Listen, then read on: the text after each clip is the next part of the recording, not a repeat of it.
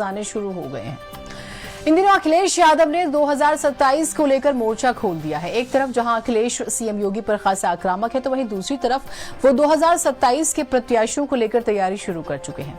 अखिलेश ने एक फॉर्मूला तैयार कर लिया है। वो कहते हैं टिकटों का बंटवारा इस आधार पर होगा कि जनता वोट करेगी कि मौजूदा जो विधायक है उसकी परफॉर्मेंस ठीक है या नहीं है। रिपोर्ट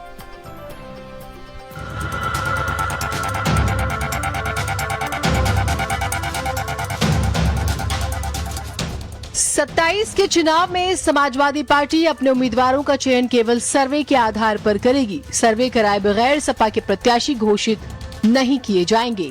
जीतने वाले प्रत्याशियों को ही चुनाव लड़ाया जाएगा। समाजवादी पार्टी के मुखिया अखिलेश यादव ने ऐलान कर दिया है कि सपा ने चुनाव की तैयारी शुरू कर दी है। अखिलेश यादव ने कहा है कि बिहार के बाद यूपी चुनाव के लिए बहुत कम समय बचेगा। ऐसे में सपा ने जमीन पर काम करना शुरू कर दिया है कि 11 जनवरी जब चुनाव डिक्लेयर होगा तो कितने दिन बाकी बचेंगे। तो दिन लगातार कम हो रहे हैं, हर दिन जा रहा है। और जिस समय बिहार का चुनाव खत्म होगा तो यूपी के चुनाव के लिए 400 दिन के आसपास बचेंगे दिन। तो इसलिए समाजवादी पार्टी ने तैयारी करना शुरू कर दी है। लोग विकास चाहते हैं, लोग खुशहाली चाहते हैं। ये बीजेपी वाले झूठे लोग हैं, ये झूठ पे चलने वाले लोग हैं। इनकी जान इन कैमरों में फंसी हुई है। ये जिस दिन कैमरा साथ छोड़ देगा उस दिन बीजेपी जमीन पे आ जाएगी। अखिलेश यादव इन दिनों योगी सरकार पर खासा एग्रेसिव हैं। उन्होंने कहा है कि दिल्ली और लखनऊ में प्रतियोगिता चल रही है कि कौन बेहतर फिल्म बनाएगा। दिल्ली लखनऊ में जबरदस्त कंपटीशन चल रहा है। ये नकलची मुख्यमंत्री है, नकलची। दिल्ली कह देता है कि हम 47 तक डेवलप कंट्री बनाएंगे, वह वहीं से नकल करके कुछ निकाल लेते हैं नई चीज। अखिलेश इतने पर ही नहीं रुकते। वो कहते हैं कि मौजूदा सरकार के शासन में केवल अपराधियों का बोलबाला है। अपराध बढ़ रहा है। जनता ने मन बना लिया है कि आने वाले चुनाव में बीजेपी का सफाया होगा।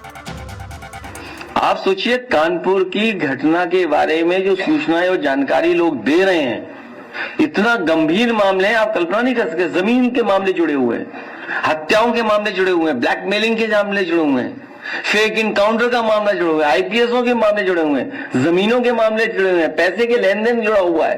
कानपुर से ही सरकार की पूरी पोल खुल जाएगी कि Bharatiya Janata party political party नहीं है, इट्स अ गैंग। गैंग की तरह काम हो रहा है वहां। और इसीलिए उत्तर प्रदेश की जनता ने मन बना लिया है कि भारतीय जनता पार्टी का उत्तर प्रदेश से इस बार सफाया होगा, सफाया। अखिलेश यादव कहते हैं कि योगी प्रवासी सीएम है, उन्हें उनके राज्य में वापस भेजा जाएगा। और तो और सपा मुखिया कहते हैं कि मौजूदा सरकार के शासन में केवल यादव और मुसलमानों को परेशान किया जाता है। वो प्रवासी मुख्यमंत्री हैं, उन्हें अपने प्रदेश भेज दो वापस। अभी पैसा उनके पास, नकल करनी है उन्हें दूसरे की। भाई ये तो दिल्ली और लखनऊ वालों का झगड़ा है कि फिल्म किसकी ज्यादा अच्छी चलेगी। सपा सरकार बनेगी, जनता भाजपा को हटाएगी।